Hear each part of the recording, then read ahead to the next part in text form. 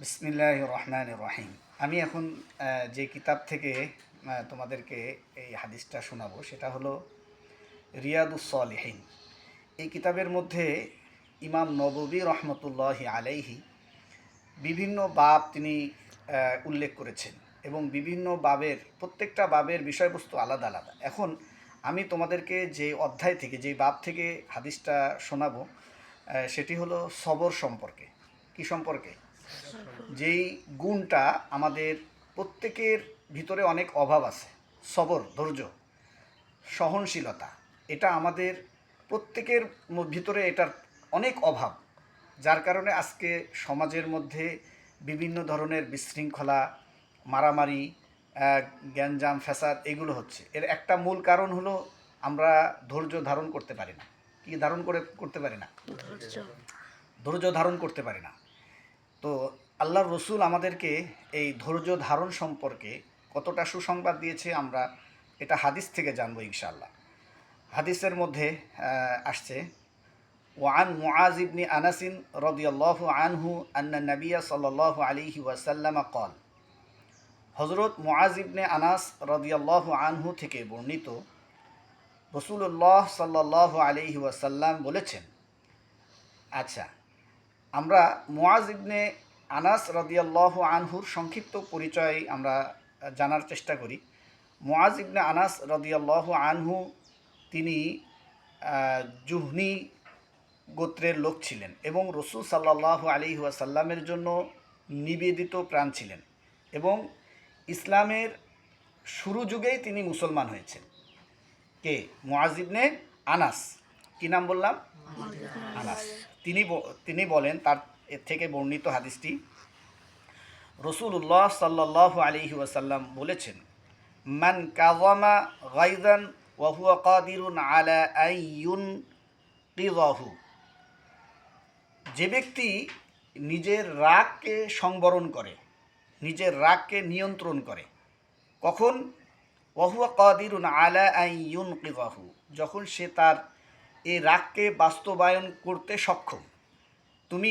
তোমাকে কেউ আঘাত করেছে, তোমার শক্তি আছে প্রতিশোধ নেওয়ার, কিন্তু তুমি প্রতিশোধ না নিয়ে নিজের রাগকে কী করছো? কন্ট্রোল করেছো, নিয়ন্ত্রণ করেছো। কেউ যদি এটা করতে পারে, আল্লাহ রসুল বলেন তার প্রতিদানটা কেমন হবে?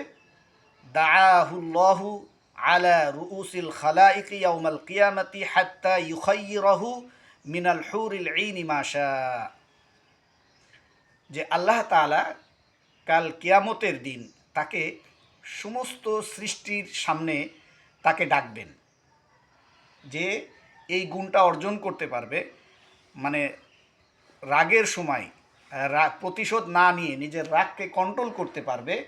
আল্লাহ তাআলা কিয়ামতের দিন সমস্ত সৃষ্টির সামনে তাকে ডাকবেন, ডেকে কি করবেন? হাত্তা ইউখাইয়িরাহু মিনাল হুরিল ঈন মা শা আল্লাহ, যে আল্লাহ তাআলা তাকে ইখতিয়ার দিবেন, তাকে স্বাধীনতা দিবেন, যে এই হুরে ঈন, আখেরাতে জান্নাতের মধ্যে আল্লাহ তাআলার একটা নিয়ামত হলো হুর।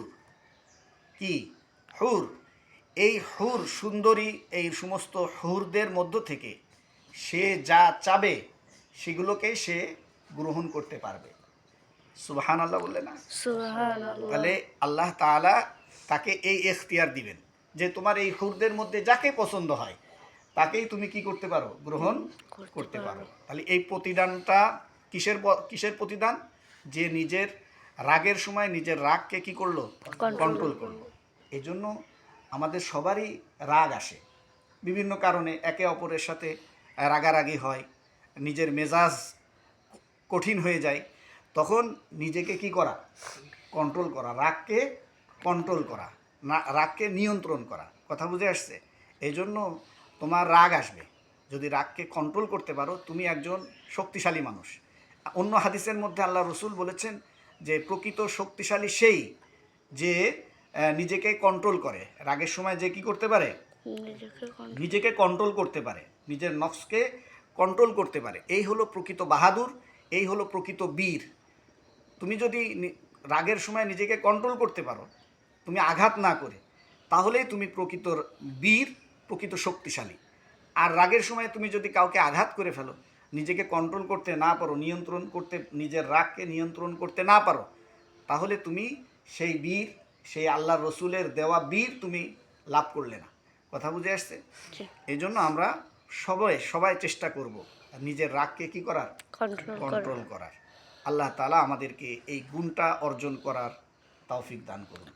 আমিন। আসসালামু আলাইকুম ওয়া রাহমাতুল্লাহি ওয়া বারাকাতুহু।